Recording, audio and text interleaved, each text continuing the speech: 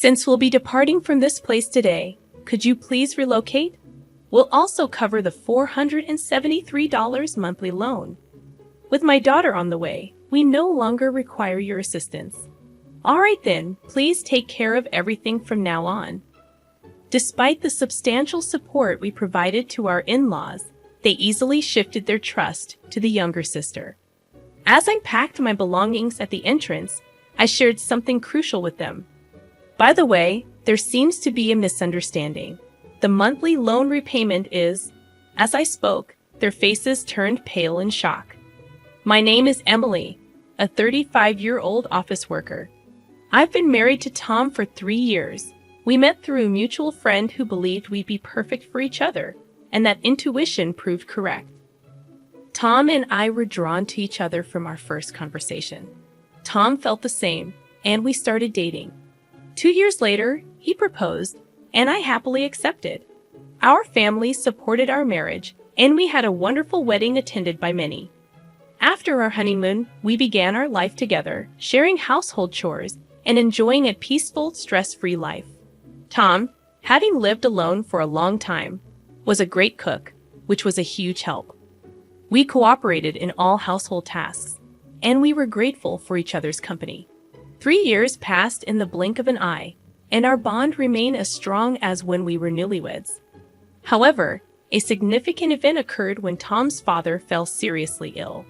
We rushed to the hospital, and after a week of tests, he was released. But concerns about a recurrence lingered. Recognizing that they might not handle another emergency, Tom proposed the idea of living together. "What if we lived together with my parents?" he suggested. It was an expected proposal, and I agreed. We quickly discussed the idea with our in-laws. "Live together?" Tom's mother inquired. "It's not a bother at all," I reassured. "Emily and I are worried about both of you." "Thank you, both of you." Our in-laws, teary-eyed and grateful, accepted our offer, reflecting their underlying anxiety. We promptly moved in with them, and the mother-in-law, understanding that both of us worked, took the lead in household chores. Thanks to her, we could focus on our jobs, and the father-in-law, now retired, spent his days resting at home, which significantly improved his health. Life was joyous, and we all got along wonderfully without any issues. However, our in-laws eventually made a certain proposal. "I've been thinking about this for a while. How would you feel about building a new 2-family house?" the father-in-law suggested. But this house isn't particularly spacious or comfortable for 4 adults. If Tom and Emily have children in the future, it'll be even smaller, the mother-in-law explained. "Considering the future, I've been thinking of building a bigger house where we can live comfortably for the rest of our lives. However, it's not something we can afford with just my savings. We will need to discuss and decide together." Tom and I were surprised by the proposal, but we thought it wasn't a bad idea. While the current in-laws' house wasn't too small, it wasn't particularly spacious or comfortable either. Long-term living there might lead to stress building up between us. Perhaps buying a new house where everyone can live comfortably is a good idea. After discussing it with Tom, we decided to go along with the father-in-law's proposal. Subsequently, the 4 of us visited real estate agencies to explore various properties. We considered making it barrier-free for our in-laws and ensuring there were plenty of rooms for future children. Ideally, the new house should be in a safe area, close to both a hospital and a train station, with easy access to grocery stores. Considering everyone's requirements, it seemed like it might be pricey. However, if we were going to live there for the rest of our lives, we didn't want to compromise too much. Every family member felt the same way, so with determination, we decided to build our dream house, even if it cost a lot. After some time, our new home was finally completed. The exterior and interior were both new and beautiful, lifting our spirits just looking at it. "This is really amazing. I can't be sick anymore. I want to stay healthy and live here for as long as possible." The in-laws expressed their joy. My husband and I were equally excited, realizing that this would be the house that would be with us for our entire lives, even when we have kids. I want to play catch in the garden and have barbecues. That sounds great. Let's make lots of family memories here. We were overflowing with excitement and joy. Living in the house turned out to be truly comfortable, and it felt like the pinnacle of happiness. Being in a comfortable home made me even more enthusiastic about my work. Subsequently, my work went very smoothly, and both my public and private lives were fulfilling. I genuinely felt grateful for buying this house. The months passed in the blink of an eye, and 2 years had passed in this house. We continued to have a good relationship with our in-laws as always, believing that the days ahead would be filled with happiness.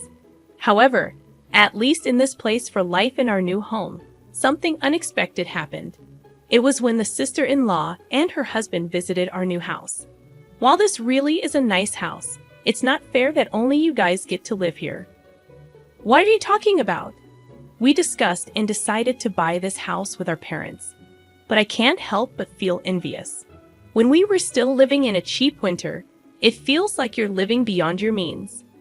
The sister-in-law often visited our house during holidays and always expressed her envy. Every time, she would accuse us of being unfair.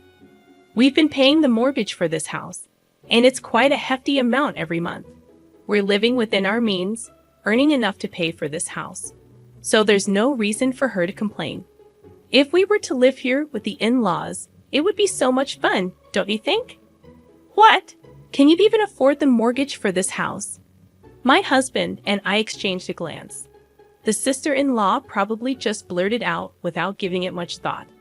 However, her careless words started to move my in-laws' hearts. It would be lovely if Kana could move and live here together. Yes, it would liven things up.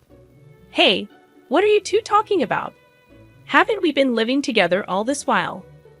Come on, I was just saying. Exactly. There's no need to panic, right? Ha ha ha. While the in-laws tried to brush it off, it was evident that they were enticed by the idea of living with the sister-in-law. The in-laws seemed to have a particular affection for her, even more so than for Tom. She is a beauty with delicate features and looks like a doll from her childhood. Being 4 years younger than Tom and born when the in-laws were older, they doted on her even more. This pampering led her to become quite spoiled, and Tom had to deal with her demanding nature. Having heard all this from Tom, I was always wary of my sister-in-law. For a while after we got married, Tom and I were both caught off guard because she didn't seem to be giving us any trouble. However, recently, she has been increasingly eyeing our new house. It seems she frequently visits the house during the day when we're at work. Oh, Emily, you're back. Then I'll be leaving now. Ha. I wish you'd stay a bit longer, but Tom and Emily might find it inconvenient. I don't think it's a nuisance. You might say that, but it's evident in your eyes and behavior. Unwanted guests should leave quickly. See you, Mom and Dad. Take care. When the sister-in-law left, the in-laws were visibly upset. They looked as if they wished she stayed longer. Even though they didn't voice their feelings, their faces and attitudes spoke volumes. Feeling out of place, I usually retreated to my room after work. When Tom came home, we head to the living room for dinner. The atmosphere around the dinner table grew more and more tense, with longer silences. Tom began to notice the change and started to realize that the sister-in-law was the cause. Around the time our relationship with the in-laws started to deteriorate, the sister-in-law finally made her move. One holiday, Tom and I went shopping in the morning. When we returned, there were unfamiliar shoes at the entrance. We exchanged glances, wondering if something was amiss. Then, the mother-in-law approached us from the living room. You're finally back. We need to talk. The mother-in-law's tone was different than usual. As we entered the living room, the sister-in-law and her husband were there. Ah, you're finally here. Kana, what's going on? From today, we'll be living here, so please leave. What? Tom and I were taken aback by her sudden declaration. What is she thinking, moving in today? Hold on, it's ridiculous to say that all of a sudden. It's not sudden. We've discussed this with Mom and Dad for a long time. the sister-in-law replied confidently. Is it true you discussed this with them? Tom and I knew the in-laws were swayed by the sister-in-law's words, but we had no idea things had progressed this far. Kana and her husband said they'll take care of us from now on. I'll do the housework and even care for you when needed. Please rely on us, Mom and Dad. If our daughter is here, we don't need you anymore. A daughter-in-law who doesn't do housework or have children is no match for Kana. What? I was deeply hurt by their words. Seeing my shocked face, the sister-in-law smirked. We'll pay the $473 monthly loan. Okay. Huh? $473? It's a great deal to live in such a nice house for that. Tom and I were dumbfounded. The in-laws were already planning to kick us out. After such treatment, we couldn't continue living there. Is that settled? We can't leave immediately. Could you give us at least a week? We need to find a new place. Fine. Ah, you're looking forward to living with Kana and her husband from today. The in-laws looks disappointed the sister-in-law, but she and her husband were extremely happy that we decided to leave. Calm down, Mom and Dad. The house isn't going anywhere. I'm looking forward to a week from now. The in-laws and the sister-in-law's family were thrilled to drive us out. Did Tom and I seriously consider co-living with such people? We quickly arranged to view rental properties and moved out within a week. The day to leave our home arrived. Please take care of everything from now on. Don't ever get involved with us or come to this house again. Their words were harsh. We had supported the in-laws so much, and they switched allegiance so easily. Now we can finally live with Mom and Dad in this house. Living comfortably in this house with Kana is like a dream. We got rid of the nuisance after all. Our in-laws and sister-in-law kept insulting us until the last minute we were leaving. Little did they know they would face repercussions after this. Well, it's none of our business anymore. As I gathered our belongings and approached the entrance, I shared an important piece of information. Oh, by the way, it seems there's a misunderstanding about the monthly mortgage payments. It's $1,825 every month, okay? Make sure you understand that. What? Isn't the loan just $473 a month? At my words, their faces turned pale all at once. Hold on a second. Isn't the loan just $473 a month? You misunderstood, didn't you? This house is under our father's name, so the loan is contractually agreed to be paid off through a debit from Dad's account. Emily and I were planning to live in this house for the rest of our lives, so we told him he wouldn't have to pay. We were bearing all the costs. So I was transferring $473, and Emily was transferring $1,352 to our father's account every month. I guess Father only remembered how much Emily puts in his account each month. Moreover, we split the living expenses equally. Our parents probably never thoroughly checked the cost and assumed it wasn't a significant amount. What? No way. We can't pay $1,825 a month. We can't even cover the living expenses on top of that. How can Emily afford to contribute so much? I don't know how you perceive me, but I'm department head at a major corporation. I earn quite a lot. What? Emily earns much more than I do. As the in-laws looked shocked, Tom continued, It's simple.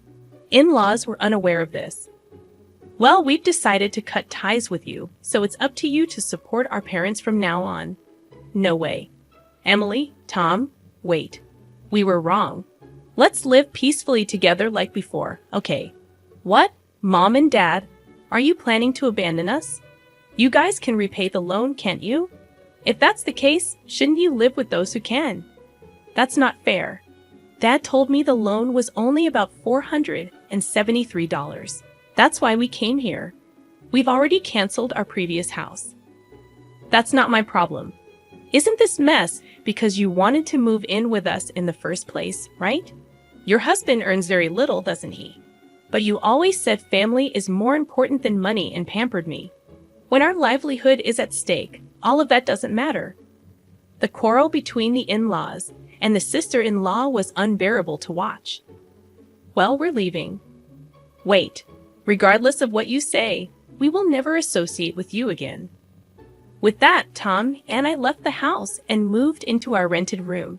Despite the numerous messages from the in-laws, we ignored them all. According to our neighbors, the in-laws and the sister-in-law's family had no choice but to live together. However, they couldn't pay the loan and eventually had to let go of the house. When they sold the house, a considerable debt remained. Even after using the father-in-law's early retirement benefits for repayment, they still fell short. Sadly, they now live in a cheap, small apartment, all working full-time and part-time jobs to repay their debt. Apparently, the sister-in-law's husband didn't want the burden to fall on him, so he ran away. If only the in-laws had continued living peacefully with us, they wouldn't have faced these hardships. But again, it's none of our concern now.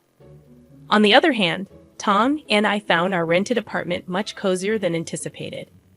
We plan to stay here for a while and save money, living happily as our savings grow at an incredible rate. We believe it's essential to save as much as we can for the future while still enjoying our lives with the occasional luxury. We aim for a happy life together in the years to come.